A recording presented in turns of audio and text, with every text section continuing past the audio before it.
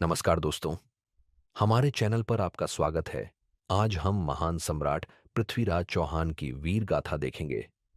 पृथ्वीराज चौहान का जन्म सन 166 ईस्वी में अजमेर के चौहान वंश में हुआ था।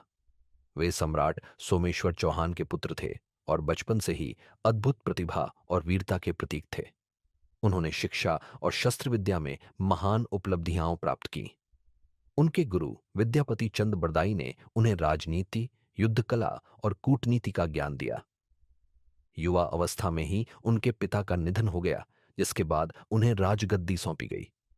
पृथ्वीराज चौहान ने अपनी अद्वितीय नेतृत्व क्षमता से अपने राज्य का विस्तार किया और अपने शौर्य के कारण पूरे भारत में प्रसिद्ध हो गए। पृथ्वीराज चौहान के दरबार में महाकवि चंद बरदाई उनके परम मित्र और राजकवि थे। उन्होंने पृथ्वीराज रासो नामक ग्रंथ लिखा, जिसमें उनकी वीरता और पराक्रम का वर्णन मिलता है। पृथ्वीराज चौहान और कन्नौज की राजकुमारी संयोगिता की प्रेम कथा बहुत प्रसिद्ध है। संयोगिता के पिता जयचंद गाहड़वाल ने पृथ्वीराज चौहान को अपना शत्रु मान लिया था और संयोगिता का विवाह किसी अन्य से करवाना चाहते थे। जयचंद ने अपमान स्वरूप स्वयंवर का आयोजन किया, लेकिन पृथ्वीराज चौहान ने संयोगिता का हरण करके उनसे विवाह किया। इस घटना से जयचंद और पृथ्वीराज के बीच शत्रुता और अधिक बढ़ गई। मोहम्मद गोरी ने भारत पर आक्रमण करने की योजना बनाई और 191 ईस्वी में पृथ्वीराज चौहान के खिलाफ युद्ध छेड़ दिया।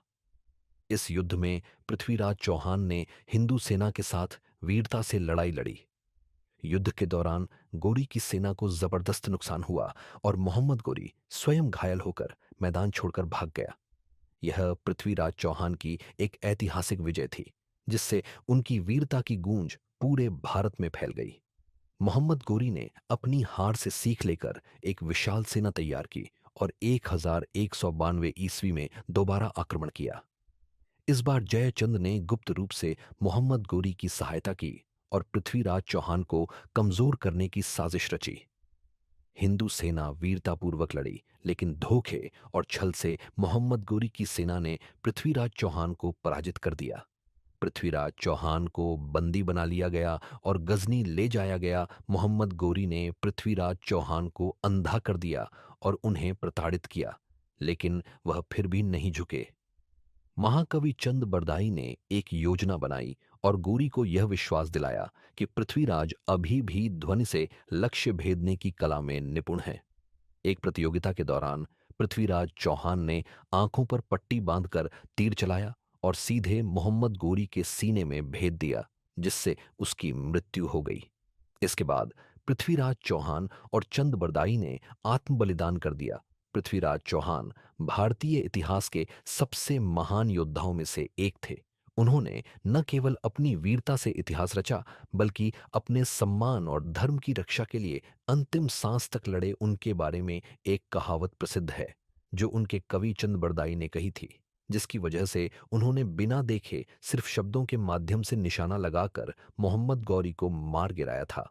वह कहावत यह थी: चार बांस 24 गज, अंगुल अष्ट प्रमाण, ता ऊपर सुल्तान है, मत चूको चौहान।